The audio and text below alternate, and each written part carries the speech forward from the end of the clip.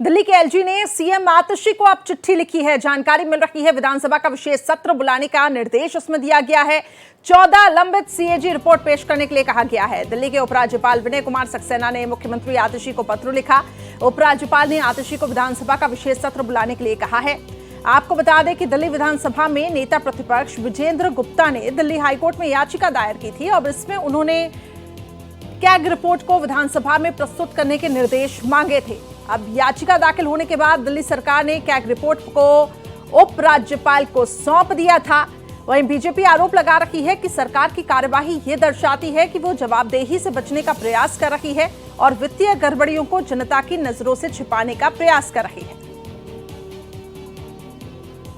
तो बड़ी खबर, दिल्ली के एलजी ने सीएम आतिशी को चिट्ठी लिखी है। विधानसभा का विशेष सत्र बुलाने का इसमें निर्देश दिया गया है।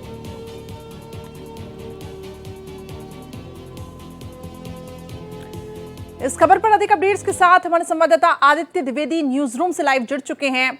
आदित्य, इस चिट्ठी में क्या है और विस्तार से बताइए, आखिर फिर एलजी ने जो चिट्ठी लिखी है इसमें क्या कुछ कहा गया है?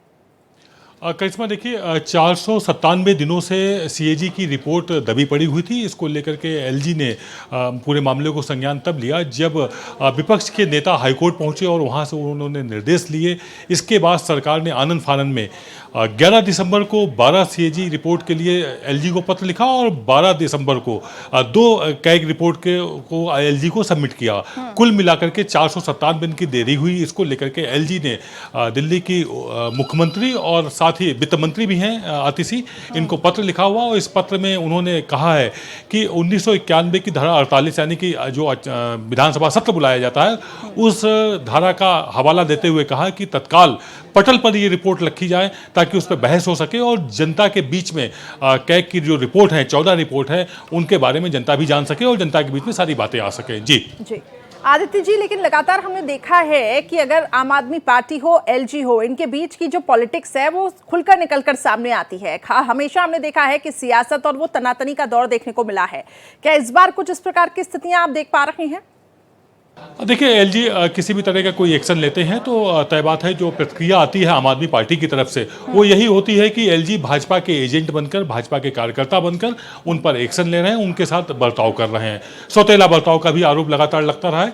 अब जबकि ये मामला एलजी ने एक पत्र लिखा हुआ है मुख्यमंत्री को, तय बात है अभी तक आम आदमी पार्टी से करिश्मा किसी तरह की कोई प्रतिक्रिया नहीं आएगी, लेकिन जब प्रतिक्रिया आएगी तो उनका जवाब यही होगा कि उनके द्वारा तुरंत एलजी को पत्र लिखा गया है कैग की रिपोर्ट को लेकर के और उसके बाद एलजी अब जब विधानसभा सत्र बुलाने की बात कर रहे हैं, मुझे नहीं लगता है कि मुख्यमंत्री विधानसभा सत्र बुलाएंगे क्योंकि चुनाव के मूड में दिल्ली जा चुकी है। हालांकि जो उन्होंने धाराओं का हवाला दिया है उसके मुताबिक एलजी ने ये बात बोली हुई है कि विधानसभा का विशेष सत्र बुलाया जाए और कैग की जो 14 रिपोर्टें हैं वो पटल पर रखी जाए। उन्होंने एक बात और इंडिकेट की हुई है, इन 14 रिपोर्ट्स में से जो कैग की रिपोर्ट है वो 11 उस समय की हैं जबकि मुख्यमंत्री अरविंद केजरीवाल हुआ करते थे।